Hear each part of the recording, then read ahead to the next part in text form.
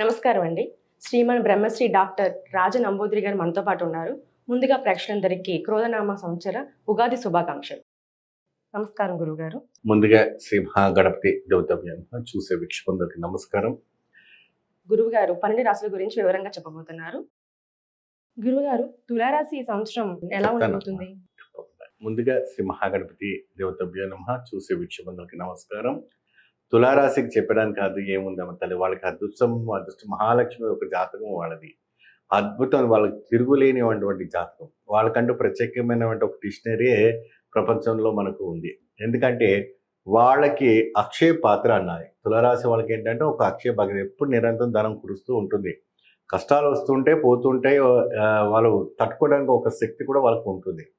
కాబట్టి అటువంటి ఒక జాతకము తులారాశిలో ఉన్నటువంటి వాళ్ళకి ఒక గజయోగము, గజభోగము పట్టడానికి మంచి అవకాశం ఉంటుంది. వీళ్ళు ధరించవలసినటువంటి కనక పుష్పరాగం కానీ వజ్రం కానీ ధరించుకోవాలి, మంచి అవకాశం ఉంటుంది. వీళ్ళు ప్రత్యేకమైనటువంటి పూజ ఏదైనా చేయాలంటే లక్ష్మీదేవి ఒక ఆరాధన చేయటం వల్ల చాలా అద్భుతంగా ఉంటుంది. లక్ష్మీదేవి అష్టకం చేయటం వల్ల మంచి లాభదాయకంగా ఉంటుంది. లక్ష్మీ అష్టోత్తరంలో చాలా విధానమైనటువంటి ఒక ఇది శుక్రవారం చేయాలండి. శుక్రవారం రోజున చేయటం వల్ల బాగుంటుంది. ప్రత్యేకంగా అమ్మవారికి నివేదన ఉన్నప్పటికీ మనకు పాలు పాయసం కానీ బెల్లం పాయసం కానీ నివేదన చేయటం చాలా బాగుంటుంది.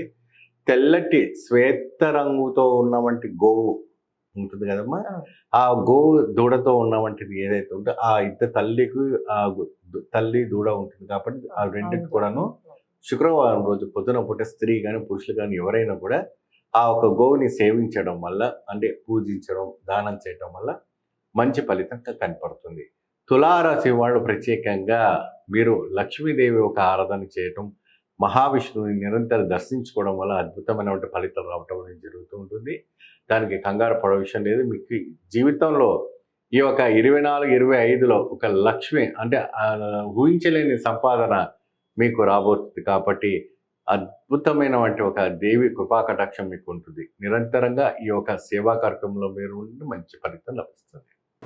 నమస్తే. చూశారు కదండి, ఇప్పటి వరకు శ్రీ రాజనంబూద్రి గారు చెప్పిన 12 రాశుల గురించి, ఆయన చెప్పిన రాశుల గురించి, పరిష్కారాల గురించి తెలుసుకున్నారు కదా. కింద స్క్రోల్ అవుతున్న నెంబర్కి గురువు గారికి సంప్రదించి మీ సందేహాలు, బాధలు తీర్చుకోగలరు.